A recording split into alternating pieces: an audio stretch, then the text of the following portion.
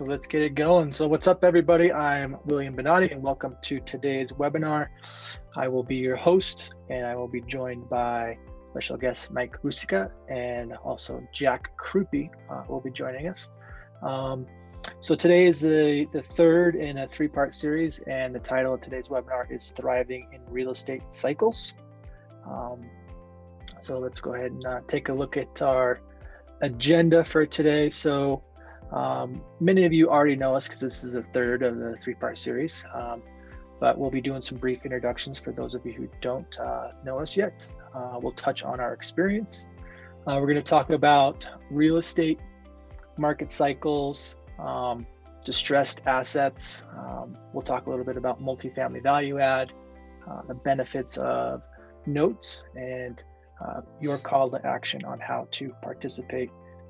And then throughout this, if you want to drop in some questions, happy to address any of those that you guys may have. So with that said, why don't we get started with Jack? Why don't you bring us up to speed on your background? Sure. So I've been investing in real estate since 2001 and really participated in almost all parts of the market. I started flipping houses, doing wholesaling, being a landlord.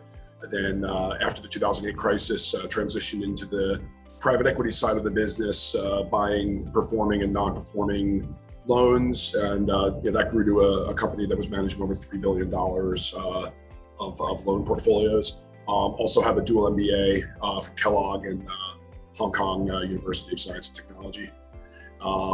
In recent years, launched our own fund, which focuses heavily on the syndication market with a large focus on multifamily value add.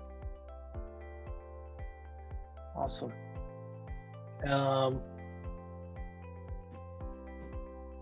Tell us about that international MBA program. That was probably pretty fun, huh? Yeah, it was a little bit with amazing. COVID though. Yeah, well, we finished. We finished in February 2020, in at least as far as the part that was supposed to be in Hong Kong. So it was right before COVID really got crazy. Did also was there for the Hong Kong protests as well. So even without COVID, there was a lot of excitement, maybe too much excitement going on. But really gave me it was just nice to get out of the U.S. a little bit, and really, especially with some of the things going on with inflation and macroeconomics, to get that perspective from from the international education. Absolutely. Was great. Being outside the U.S. and traveling does provide some great experiences and perspective. So thanks for sharing. So I'll do myself now. So for those of you who don't know me, I'm William Benatti. I grew up in Colorado, got a degree in finance and real estate from Colorado State University. And right out of school, I obtained the Series 766 in life and health, and spent 7 years in banking and investments, and then transitioned into investing into real estate. This started out with wholesaling houses, then flipping houses, then investing in mortgage debt. And when I was in New York City in 2014, I met Jack, or connected with Jack, and then joined his team to run his NPL dispositions trade desk. I was there for 2 years, and then both Jack and I left to pivot and form the JKAM Diversified Real Estate Fund. So my family and I are currently in the Vail Valley. So if you guys are ever out this way, let me know. Happy to show you around a little bit. Looking at my timeline again, 2005 to 2013, banking and investments. And then I started investing myself. I founded Infinity Asset Ventures in 2014, and that's going through the present. And then 2017 to 2019, I was partnered up with Jack at his last fund. And then in 2020, he and I both pivoted to start this new fund. So that's me. Mike, why don't share with everybody your background? Yeah, thanks. So I come from a different background. Blue collar worker, straight out of high school. I worked in a machine shop my entire career up until I quit. I was able to quit in 2005. I started fooling around with buying a couple of rental properties here and there back in 2000. In 1998, I started looking at real estate. In 1999, bought my first 2-family, and I realized that there was some potential here to possibly quit my job. I bought another commercial mixed-use building, and in 2 years, I managed to earn more on that property, selling that property, than I could make in 2 years, and I was making good money. So that was the day I realized I'm quitting my job, and hooked, right? And I'm gonna go it alone. I was flipping houses. I figured if I could flip one house a year, keep me out of work, which I did. And then just randomly, I came across an email about a guy who was forming an education program about investing in non-performing notes. I knew nothing about it. And I heard my first training seminar, and I'm like, I was hooked. And been investing in notes since 2007. And I started a little education program in 2011. I thought I knew enough to get other people in trouble too. So I started teaching people what I had discovered. And that's when I met Jack. I think, Jack, we met in like 2008 or 9, something like that.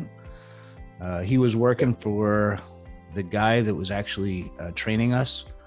And it's been a great experience. Note investing is a big part of my life, not only my life, but my family's life too. My whole family is involved, my 2 kids and my wife. My wife manages all the attorneys and the bank accounts.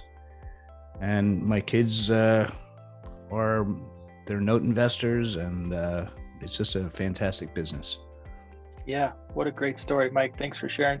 It's, it's similar to a lot of people in that, once you leave the corporate world, or in your case, coming from a blue collar background, you recognize or realize how much opportunity there is financially, and from a lifestyle perspective too, of just having flexibility that investing in real estate can provide you. So and being able to meet guys like you guys. I mean, you guys are serious, and you've got you're out doing things and investing in properties and doing all the due diligence. I mean, it's some serious stuff.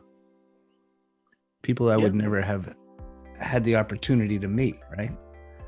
Yeah, I mean, it's such a great community. I think. I mean, you go to networking events or conferences, and everybody's, it's a really great community, and it's almost like a team sport. So definitely something really cool to be a part of. Yeah. All right, so jumping into the meat of today's topic, which is thriving through market cycles. So this slide is success through economic cycles. So, investors can succeed in economic cycles through strategically allocating their investments in diversified real estate assets. So real estate can provide tax advantage investments with a combination of cash flow plus upside. So the point of this slide is that you can't have success in market cycles if you take the approach of being diversified in real estate asset classes. So that's important. This is just a quote that I think both Jack and I really like. It's history doesn't repeat itself, but it rhymes. So it's likely that, or it's improbable that there are cycles that are exactly the same, but there's a lot of similarities. So it doesn't history doesn't repeat itself, but it's similar or it rhymes. So we really like that quote. And so this is what economic cycles look like. So you have periods of expansion, peak, which is like top of the market. You have recessions, a trough would be just like a flat market. And then you see that happening throughout history. And so everybody's always wondering, when is the next recession? And there's a lot of varying opinions on this, but Jack, well, what are your thoughts on this? Do you have any insight?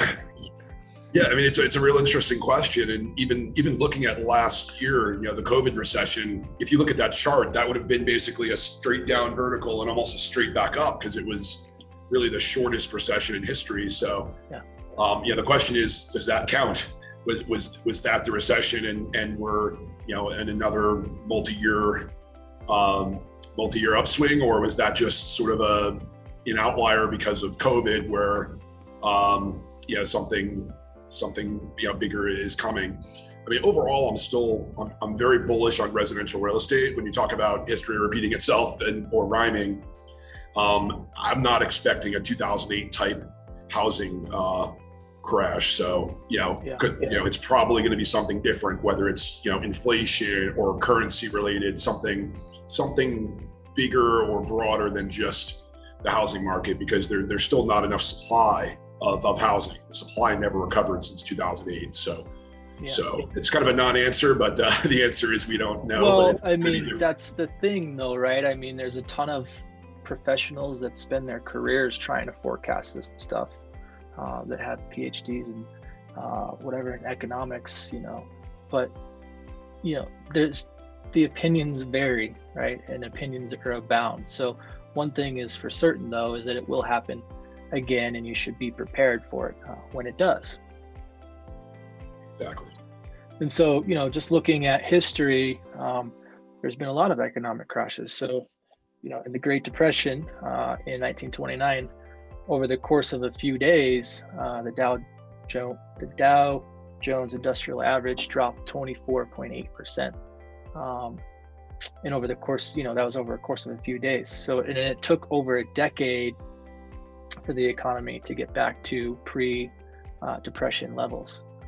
So the industry from the World War II helped get things back up and running. And then the next major one was in 1987. So that was a pretty long period without a significant crash or recession. But in 1987, the market lost 22.6% of its value in one day, known as Black Monday. Many of us are old enough to remember that. I was, I think, 5 at that time. So, but within 2 years, it had recovered everything it had lost. So a quicker recovery on that one. And then there was the Great Recession of 2000. Well, I'm skipping over the dot-com crash there in 2000. Most people remember that one. That was driven by speculation, basically between 1995 and 2000. And then it was further impacted by the events on September 11th, which everybody remembers. So the recovery on that crash took more than 2 years. And then we had the Great Recession of 2008, and that was a big one. The Dow Jones Industrial Average lost about 50% of its value in a very short time. But after a couple of years, the market was stronger than ever before, and we've been essentially in a bull market, which is a period of significant economic growth from 2009 to just before the coronavirus crash. So, and then the coronavirus crash in March of 2020, the COVID-19 pandemic triggered the most rapid global crash in financial history. But again, regained ground relatively quickly, and the year closed with record highs in all major indexes.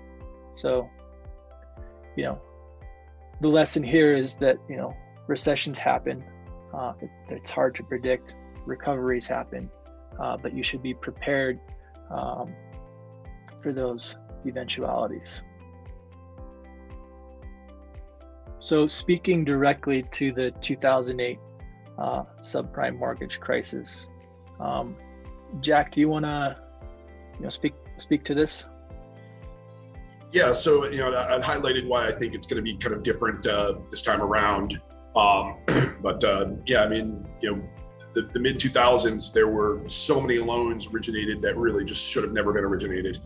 There was a saying, if you could fog a mirror, you could get a mortgage. These no income, no asset type of loans, and there was just an insatiable demand from Wall Street to buy these loans. So they were just originating as much as possible and just getting more and more aggressive. And after the crisis, the industry just didn't. There really wasn't an industry for buying portfolios of non-performing loans. There was a few people who were doing it, but there was just nowhere near enough capital to handle it. And even the banks, they just weren't really set up to modify loans. There wasn't guidance from the FDIC. There really wasn't a system to do it. So over the course of the last 10 or 15 years, there's a whole new industry that's popped up to handle these loans. Fannie Mae and Freddie Mac are selling billions of dollars of loans annually, and it's just part of their process. Even during the best of times, there's still a few percent default rate on loans. So now there's a system to systematically sell large portfolios of non-performing loans, and there's true incentives to modify going forward as well. So kind of jumping ahead here, but part of the reason I think it's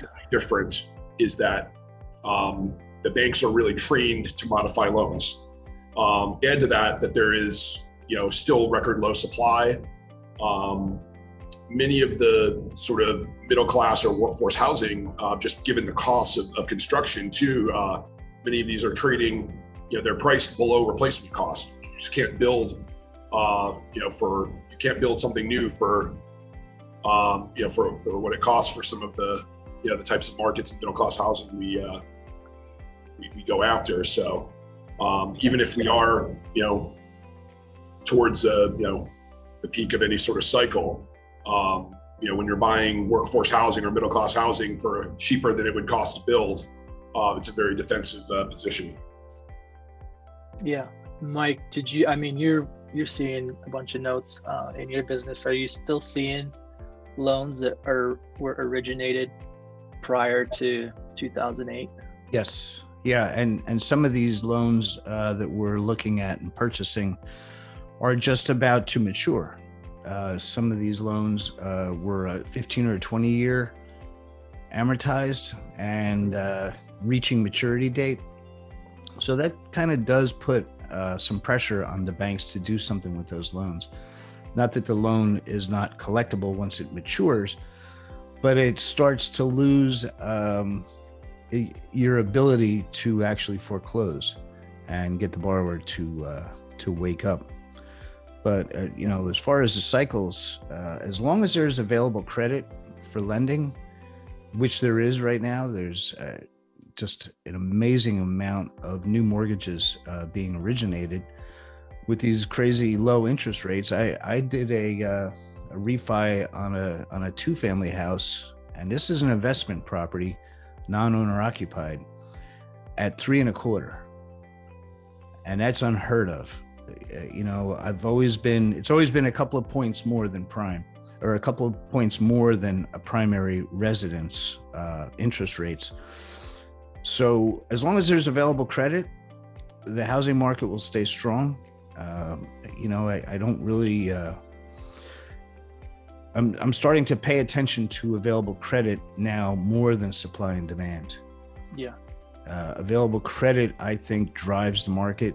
And so there's plenty of money out there, Yeah. So like top line stuff, pre-COVID, we had a low supply of residential real estate. So, with low supply and available credit and low interest rates, that creates, the ability for people or inflation of the value of those properties, because a lot more people can buy. We saw cap rate compression on multifamily assets reaching all-time lows. And there's a lot of people that think we're at the top of the market. But with a continued low interest rate environment and inflation, it's inevitable that we're going to see continued appreciation or inflation in real assets, and residential real estate is part of that. So, and then COVID-19 hit, obviously, and then there was a lot of people that were unsure what was going to happen, during COVID and post-COVID, because of its impact on the globe. And then there was the foreclosure and eviction moratorium. So this had a lot of pressure on supply. So, like Jack and I in our fund, we've seen a lot of success, just because we're able to sell stuff that normally we wouldn't be able to sell at those values, because there's just such a shortage of supply. So, all the renovators and home flippers and wholesalers, weren't able to get access to the product or access to real estate like they were prior to there being eviction and foreclosure moratorium. So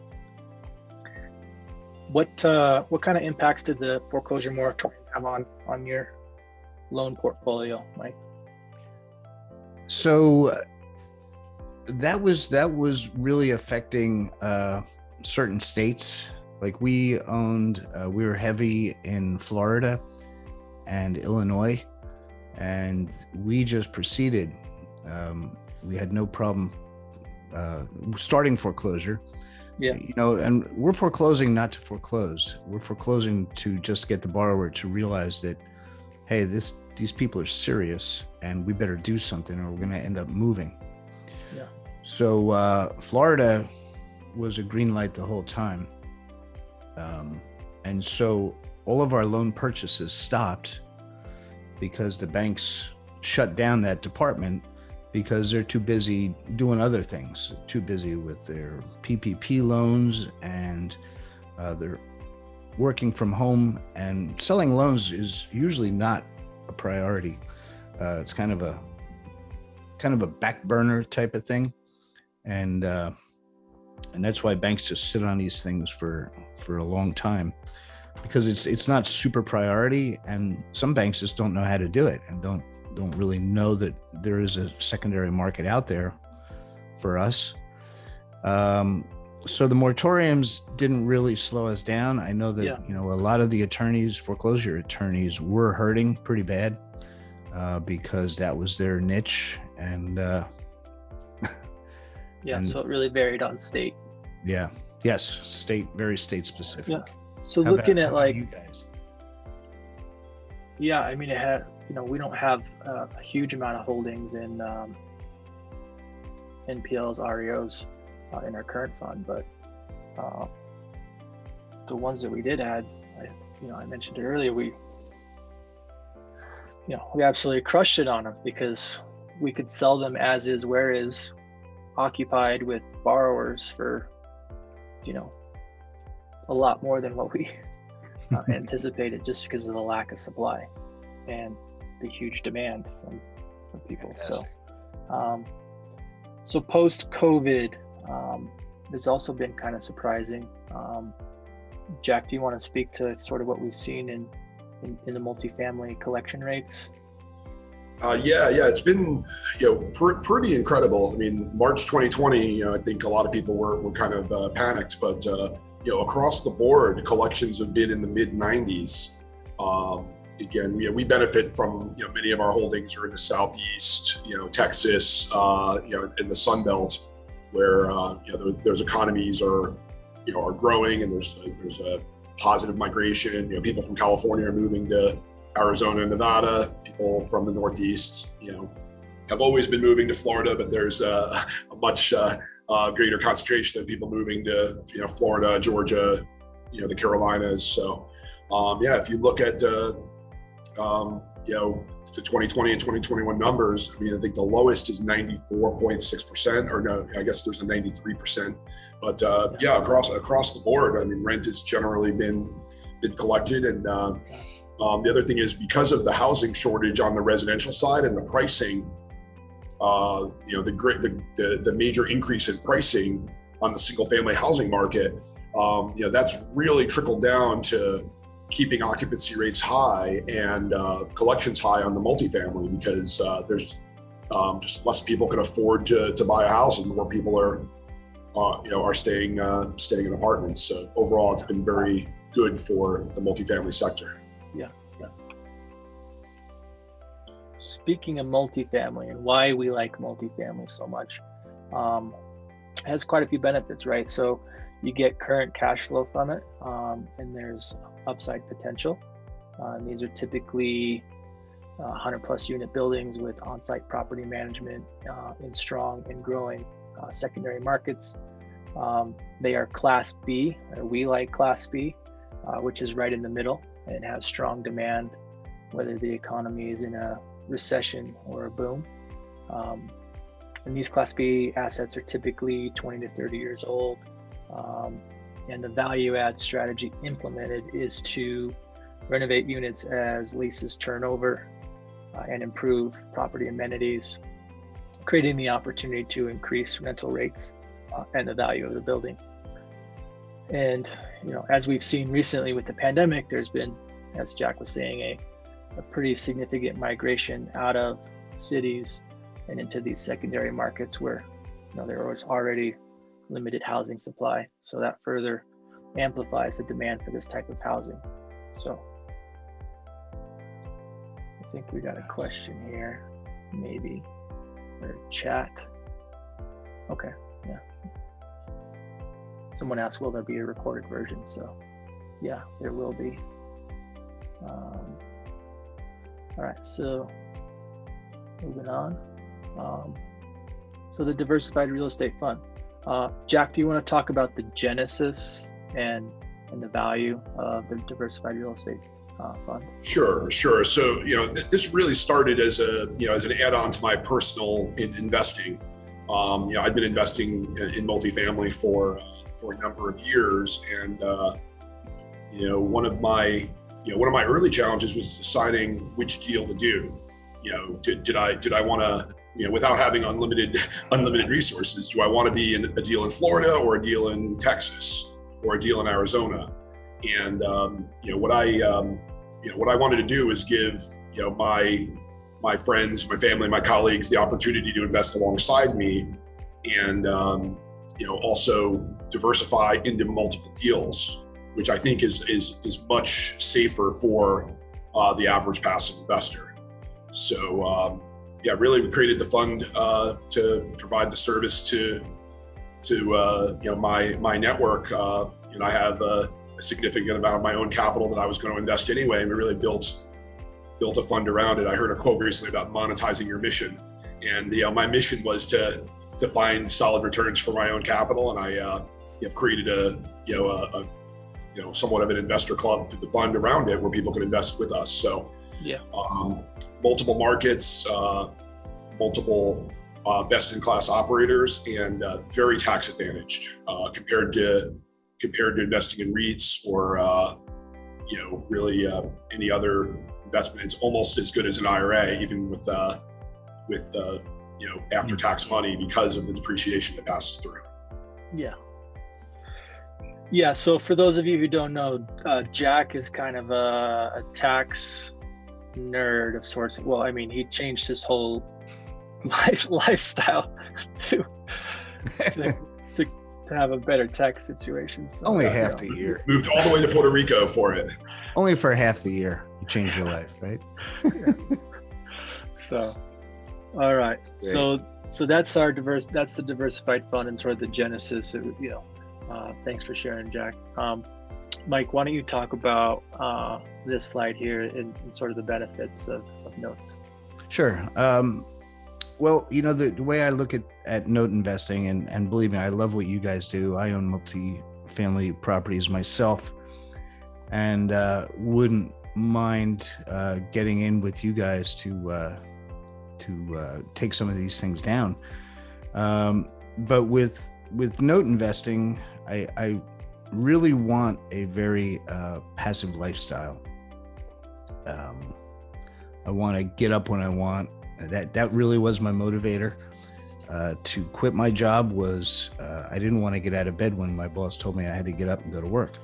That really was a sticking point for me my entire life, really.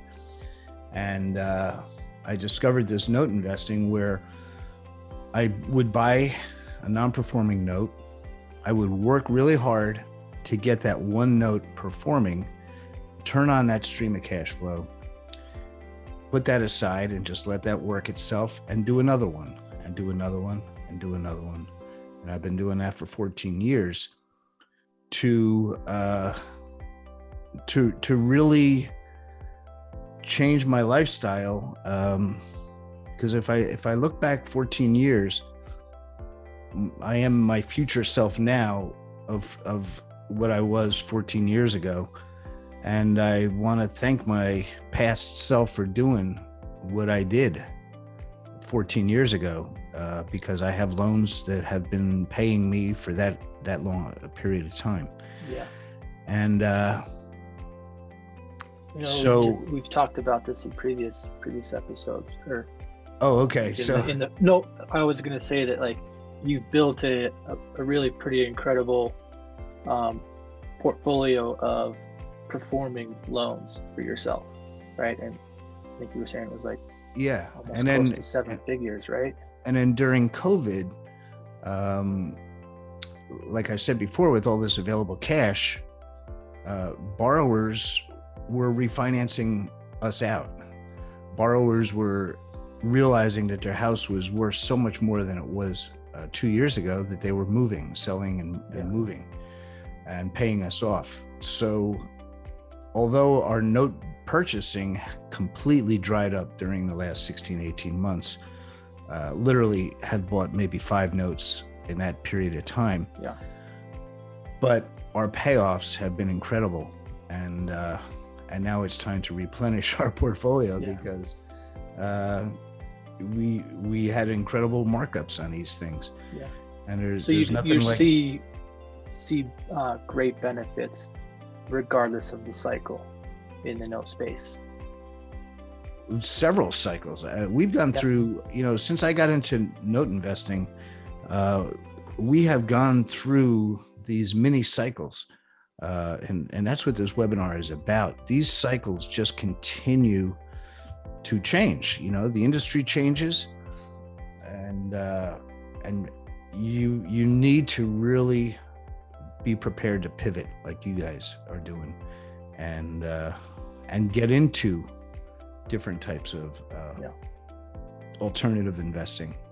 But what's great, and what I think I'm hearing you say, is that regardless of the stage or the cycle that note investing, you've been able to find opportunities and benefits in whatever cycle, right? Like, yes, yeah. Well, this last site, like right now, you're saying you're having great exits and really profitable exits. So, you're just waiting for the next cycle so that you can be buying, right? So you can replenish. Things are starting to open up a little bit now. A couple of years ago, I don't know if I mentioned this on a previous one, but I find it fascinating and I keep coming back to it. I got a hold of a prospectus for New York Mellon Bank to purchase stock. And I'm going through it and I'm like, there's got to be a provision in here somewhere for defaulted mortgages. And I found it, and I should have cut the page out and held on to it, because they automatically, now this was in 2017, 18, when things were rocking and rolling. And this prospectus was brand new at the time, and they had calculated a 4% default rate into their model for the current year, or for the projected year forward. So this 4%, everybody's like, well, during the bad times, it was like more like 7 or 8% default rate. Well, 4% is still enough to keep us all busy. And that's what, I've got a friend of mine who started investing in the RTC days, and, back in the 80s. And he's like, note investing has been around. Non-performing notes have been around a long time, a lot longer than we've been around. And, but it is very good to keep your eye out for these alternative type investments, like what you guys are doing, and continue to pivot. Yeah. And they blend together very well as well. So You mentioned the cash outs you have this year. Blending in real estate that appreciates, but where you could actually take a tax loss on paper to offset some of the profits on the loan side. It's important to be able to pivot and also just be diversified in a few different asset classes that are very complementary to each other. Yep, absolutely. Yeah, and one thing I like about what you're doing, Jack, is and Will, is your note experience of how to go above and beyond with due diligence. With the note business, due diligence is a must, a priority. I see real estate investors, they go to the auctions, and I just sit there and shake my head. I'm like, you have no idea what you just bid on and ended up winning, because they do not go to the level of due diligence that the three of us go on.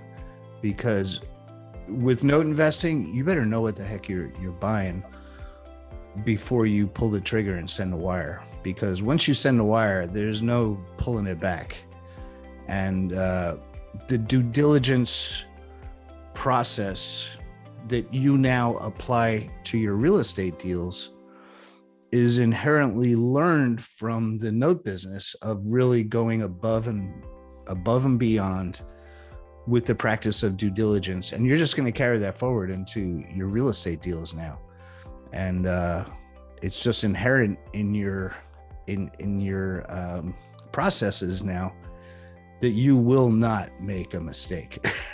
Yeah. And in a way, it's easier because, buy thousands of loans where you're working off of an exterior broker price opinion and you don't really know what's inside. That's exactly right. Whereas, on these deals, we can hop on a plane and walk through units. And, sometimes we'll have a drone and actually be able to even take like aerial footage with the drone. Taking that process and using it where we could actually walk through the buildings has been very powerful. Yeah, and your expenses are going to be fixed. With the note business, our expenses are variable because of the different things that could happen along the way to us getting paid. I'm talking about bankruptcies and dragging out foreclosure cycles for 3 years or whatever. You're going into more of a fixed asset where, first of all, yes, you can open the door and walk in. You're allowed to. With the note space, you don't even contact the borrower prior to purchase. So it should be like shooting fish in a barrel for you guys. Yeah, you mentioned something else about the auctions, and I just made me think of something. This one other thing that's happening on the residential side is, Wall Street is starting to take over the mom and pop rental property business, and to some extent the house flipping business. I saw an article that Zillow, bought more houses last quarter than they'd bought over the last few years, and they, on a certain percentage of what they bought, they were losing on average $29,000 per property in some cases. It's a changing business, and it may get harder for passive investors to just be a small landlord. So, being able to access these larger deals is may become a necessity for many who are just going to get priced out of the more traditional side of real estate. Yeah, and you guys, I think, are in a sweet spot because you're not buying the biggest properties and you're not buying the smallest properties, but you're right in that 100-ish unit size, which is awesome. And I like that idea. And what you were talking about, where these big guys are coming in, that happened with the tax lien industry about 10 or 15 years ago. Was the big cheap money was coming in and outbidding everyone in the tax lien industry, to the point where it just wasn't worth going anymore. And that is cyclical, like what we're talking about here, profit and market cycles. So why don't you touch on that last number 5 there? What, I think this is really cool thing with the note spaces. Yeah. Okay. Yeah. Win-win. Yeah. Well, it's actually a win-win-win because when we purchase the note from the bank, they actually take it off of their books, and that frees up capital for them to go out and lend to borrowers that aren't going to default, because they have to keep a certain amount of cash. And Jack, you probably know more about this and will than I do. The cash reserves that are held on non-performing notes, that the bank just has to hold that money in reserve. So when we buy these loans at a discount from the bank, they win. You know, I was told by a very large bank, with the largest bank out there, that they actually we were buying loans at a very cheap price, like 10 cents back in the day, or actually a nickel in some cases. They take that money that we have spent on the purchase, and they literally write that in black ink on their bottom line as profit. Even though they lost 90 cents on the dollar, they are very proud of the fact that they were able to turn that 100 cents into 10. And so it's a win for the bank when we buy. Yeah. When we buy it, now we become the bank, and we get in touch with the borrower, and we're able to work out we can lower the monthly payment, we can lower their interest rate. Some cases we lower the unpaid principal balance. We can lower or eliminate the amount of payments that have been missed over the last 4 years before we bought it, which are called the arrears. So the borrower wins, and you know, we're getting some very good returns for ourselves, which we end up winning as well. So it is truly a win-win-win. Yeah. Wins. Everybody wins. Nobody has to take a beating. Yeah. Awesome. Thanks for sharing. Why don't you tell us a little bit about the note conference? So we talked a lot about notes there. So if anyone wants to learn more about notes, what do you got here? Oh, Mike? Sure. No, I appreciate that. Yeah. So I started a group 2 years ago now. We meet every other Thursday night, and it is it's called Fast Track Business. And everybody that's on these calls, I go through and help them with the deals that they're working on. I help them start their businesses up. I've got a ton of training material that comes along with that Fast Track Business program. And it's a great way to learn, because you get to hear 20 other people's issues, and you get 20 other new perspectives on problems that they have or issues that they're working through. You get to hear all 20 of them on one call. And all those calls are recorded. So I think we're up in the 60s now as far as recorded webinars. And it's live every other Thursday. And it's a fantastic way for us like-minded note investors to get together. Yeah. And share the. I couldn't recommend more I can't say enough how important it is to be part of communities like this, like Mike's, or like the mastermind communities that Jack and I participate with our fund. It can really accelerate your business. It can help prevent you from getting completely blown up, because there's a lot of resources available, and it's just nice to not be able to have to do it alone, right? Yeah. Jack always says that real estate investing is a team sport, and I definitely very much believe with that. There's no such thing as competition. Yeah. So cooperation. Cooperate. I got to write that one down too. So I got monetize your mission, and then co-op. How do you say it? Cooperation. I'm glad this is being recorded. Because even people that maybe are competing at times, there's times you're going to do deals together. There's times you're selling to someone, and maybe you're buying from them a year later. So. Oh yeah, yeah. I help other hedge funds do their due diligence, and then because I've got a tool that they don't have, and then I'm like, oh, by the way, what about these 3 right here? Do you mind if I jump on those? And they're like, oh, hell yeah, yeah, no, that's great. I appreciate all the help that you did. So you got to why not? Those ones out of there. Nice. All right. So the diversified real estate fund, sort of like the top line expectations this. Jack, you want to run through this? Sure. So, it's a Regulation D 506C fund. So, we're fully registered, using the SEC exemption. It's open to accredited investors.